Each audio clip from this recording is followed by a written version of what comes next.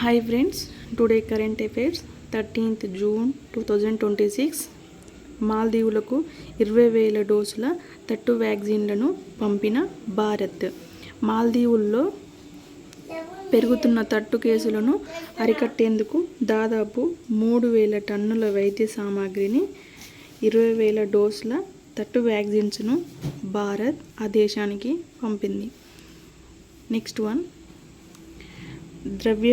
ద్రవ్యోల్బణం పైకి. ద్రవ్యోల్బణం మే నెలలో సగటున 3.93% నమోదు అయ్యింది. తెలంగాణలో అయితే 6.15%గా పెరిగింది. కాగా గ్రామీణ ప్రాంతాలలో 6.59%గా, పట్టణ ప్రాంతాలలో 5.81%గా ఉంది. పశ్చిమాసియా యుద్ధాల కారణంగా పెట్రో ఉత్పత్తులు, వంట గ్యాస్ ధరలు పెరగటం ఈ పరిస్థితికి దారితీసింది. అధిక ద్రవ్యోల్బణంలో తెలంగాణ తర్వాత స్థానాల్లో తమిళనాడు 2వ ప్లేసు, పుదుచ్చేరి 3, ఏపీ 4, తక్కువగా మిజోరంలో 1.3%తో నిలిచింది. నెక్స్ట్ వన్, 13,000 మందికి పాఠశాల కిట్లు. నూతన విద్యా సంవత్సరం ప్రారంభమవుతున్న సందర్భంగా ప్రాథమిక పాఠశాలలో పేద విద్యార్థులకు అవసరమైన కిట్లు పంపిణీ చేయనున్నట్లు చెందిన జోయ్ లూకాస్ ఫౌండేషన్ తెలిపింది. ఏపీ, తెలంగాణ, కేరళ, తమిళనాడు, కర్ణాటక, ఒడిశా రాష్ట్రాల్లోని 13,000 మందికి విద్యార్థులకు అందియనుంది. తెలుగు రాష్ట్రాల్లో 6,000 మందికి చిన్నారులకు సహకరిస్తామని చెప్పింది. Next one, green ammonia bunkering హబ్గా Thoothukudi VOC port. Green hydrogen ammonia ఉత్పత్తి చేస్తున్న ఏఎం గ్రీన్ తమిళనాడు తూత్తుకుడిలోని విఓ చిదంబరం ఈ పోర్టును వ్యూహాత్మక గ్రీన్ అమ్మోనియా బంకరింగ్ హబ్గా అభివృద్ధి చేయాలని చెప్పారు. ఇందుకోసం 2 సంస్థలు మధ్య ఒప్పందం కుదిరింది. 2029-30 నాటికి సుమారు 2,000 కోట్ల పెట్టుబడితో 200 KTPA సామర్థ్యం గల గ్రీన్ అమ్మోనియా మెరైన్ బంకరింగ్ సదుపాయాన్ని అభివృద్ధి చేయాలని ఏఎం గ్రీన్ లక్ష్యంగా పెట్టుకుంది. AM green CEO Gautam Reddy తూత్తుకుడిని గ్రీన్ ఇంధన హబ్గా వచ్చేందుకు VOC port authority chairman Shashanta Kumar Nand గారు పేర్కొన్నారు. నెక్స్ట్ వన్, నాస్డాక్ 100 నుంచి కాగ్నిజెంట్ బయటకు. అమెరికాలోని నాస్డాక్ 100 సూచీ నుంచి కాగ్నిజెంట్ బయటకు వస్తోంది. కాగ్నిజెంట్తో పాటు చార్టర్ కమ్యూనికేషన్, ఇన్సిమెట్ మరియు వరిస్క్ అనలిటిక్స్ స్కేలర్ వంటి సంస్థలను సూచీ నుండి తొలగిస్తున్నట్టు నాస్డాక్ జూన్ 11న ప్రకటించింది. నాస్డాక్ 100 సూచీ అనేది 100 అతిపెద్ద బ్యాంకింగేతర కంపెనీల పనితీరును లెక్కలోకి తీసుకుంటుంది. 100 అతిపెద్ద బ్యాంకింగేతర కంపెనీలను పనితీరును లెక్కలోకి తీసుకుంటుంది. నెక్స్ట్ వన్, రక్షణ ఒప్పందాలే లక్ష్యంగా. భారత ప్రధాని నరేంద్ర మోదీ గారు ఈరోజు ఫ్రాన్స్లో పర్యటించనున్నారు. ఈ రోజు నుండి. దీనిలో భాగంగా ఫ్రాన్స్తో కీలక రక్షణ ఒప్పందాలను మరియు ఓమన్ జలసంధిలో భాగంగా సముద్ర గర్భంలో ఆధిపత్యాన్ని పెంపొందించుకోవాలని భారత నౌకాదళం భావిస్తోంది. ఫ్రాన్స్ నుంచి భారత్ నుండి జలాంతర్గాములను కొనుగోలు చేసే అవకాశం ఉంది. నెక్స్ట్ వన్, ప్రపంచంలో రెండింతలైన బియ్యం ఉత్పాదన. చైనా, భారత్, థాయిలాండ్లు ప్రపంచంలో అత్యధికంగా వరి పండిస్తున్న దేశాలని అధ్యయనంలో వెల్లడయ్యింది. 2006 నుంచి 2015 వరకు ప్రపంచంలో మొత్తం 71.3 కోట్ల టన్నుల బియ్యం ఉత్పత్తి అయ్యింది. 1960-2010 వరకు ప్రపంచంలో వరి ఉత్పాదన రెండింతలయ్యిందని వారు వెల్లడించారు.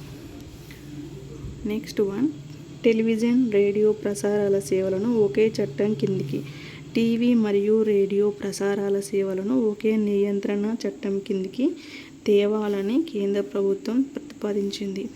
ఈ మేరకు 2026 సంవత్సర టెలికమ్యూనికేషన్ నిబంధనల ముసాయిదాను ప్రభుత్వం విడుదల చేసింది.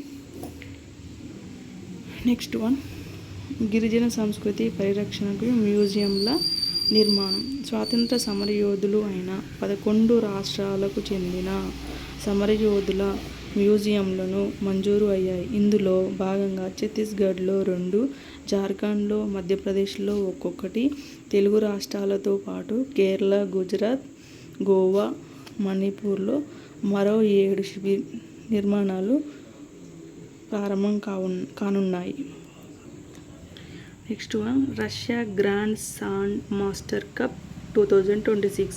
రష్యాలోని కలినిన్గ్రాడ్లో జరిగిన 2వ అంతర్జాతీయ నైతిక శిల్ప ఉత్సవంలో ఒడిషాలోని పురికి చెందిన సైకత కళాకారుడు Sudarshan Patnaik Russia grand sand master cup 2026 గెలుచుకున్నారు. ఫీఫా ప్రపంచ కప్ 2026 గురించి చూద్దాము. ఫీఫా ప్రపంచ కప్ 2026 మొదటిసారిగా 3 దేశాలు సంయుక్తంగా ఆతిథ్యం ఇవ్వగా జూన్ 11 నుండి జూలై 19 వరకు జరగనున్నాయి. ఈ మెగా టోర్నమెంట్ అమెరికా 11 నగరాలు, మెక్సికో 3 నగరాలు మరియు కెనడా 2 నగరాలు, మొత్తం 16 నగరాలలో జరుగుతుంది. మొత్తం 104 మ్యాచ్లను 16 స్టేడియాలలో నిర్వహిస్తున్నారు. 48 జట్లు 12 గ్రూపులుగా విభజించి టోర్నమెంట్లో పాల్గొంటున్నారు.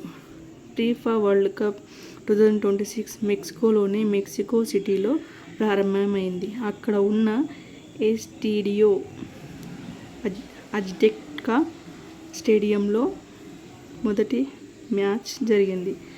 ఎస్టాడియో అజ్టెకా అనే స్టేడియంలో మొదటి మ్యాచ్ అనేది స్టార్ట్ అయిందండి. మెక్సికో గెలుపొందింది. ఇక్కడ ప్రీవియస్గా ఎస్టర్డే ఒక క్వశ్చన్ అడిగానండి మిమ్మల్ని. క్వశ్చన్ వచ్చేసి ఏంటంటే, ఆయుష్మాన్ భారత్ ఎక్కడ ఎవరు ప్రారంభించారు అనే క్వశ్చన్ అడిగాను. సో మీరు దానికి ఆన్సర్ చేయలేదు. సో ఈరోజు దానికి ఆన్సర్ వచ్చేసి ఆయుష్మాన్ భారత్ అనేది సెప్టెంబర్ 23 నరేంద్ర మోడీ గారు 2018లో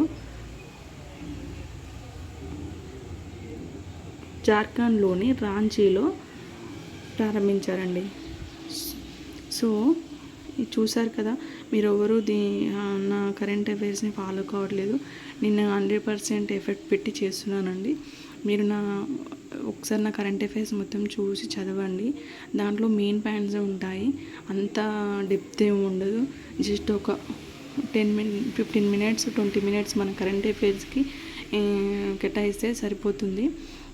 కాంపిటేటివ్ ఎగ్జామ్లో కరెంట్ అఫైర్స్ అనేది చాలా ఇంపార్టెంట్. సో దాని పరంగా మీరు నా కరెంట్ అఫైర్స్ని ఫాలో అవ్వండి. ఒకసారి విని మీకు నచ్చితేనే లైక్ చేయండి, షేర్ చేయండి, సబ్స్క్రైబ్ చేసుకోండి. నేను కొత్తగా పెడుతున్నాను ఛానల్, కొంచెం అలా ఫియర్గా ఉంది. సో వస్తుంటే నాకు ఇంకా మీరు సపోర్ట్ చేస్తుంటే ఇంకా ఇంప్రూవ్మెంట్గా ఉంటుంది. సో నన్ను ఇలాగే సపోర్ట్ చేయండి. పక్కా ప్రతిరోజు ఒక క్వశ్చన్ అయితే అడుగుతాను. ఆ క్వశ్చన్కి మీరు పక్కా ఆన్సర్ అయితే ఇవ్వండి, ఓకేనా? సో టుడే కరెంట్ అఫైర్స్ వచ్చేసి నిన్న ప్రీవియస్గా ఇచ్చిన కరెంట్ అఫైర్స్లో మీరు ఏం చదివారు అనేది తెలుసుకోవడానికి అడుగుతాను. వింబుల్డన్ ప్రైజ్ మనీ ఎంత శాతం పెంచారు? వింబుల్డన్ ప్రైజ్ మనీను ఎంత శాతం పెంచారు అనే దానికి మీరు ఆన్సర్ ఇవ్వండి. ఆన్సర్ ఇస్తే నా వీడియోని మీరు ప్రీవియస్గా చూసి నా వీడియోని ఫాలో అవుతున్నారు, చదువుతున్నారు అనేది నాకు అర్థమవుతుంది. సో నెగ్లెక్ట్ చేయకండి, చదవండి. ఇప్పుడు పోతే మళ్ళీ అవకాశం రాదండి. ఎందుకంటే మళ్ళీ ఏజ్ పోయాక మళ్ళీ ఏజ్ రావాలి అనుకుంటే రాదండి, ఉన్నప్పుడే వినియోగించుకోవాలి. సో ఇలాగే నా ఛానల్ని సబ్స్క్రైబ్ చేసుకొని షేర్ చేయండి, లైక్ చేయండి. పక్కా స్కిప్ చేయకుండా వీడియో మొత్తం చూడండి. థ్యాంక్ యూ అండి. Thank you so much.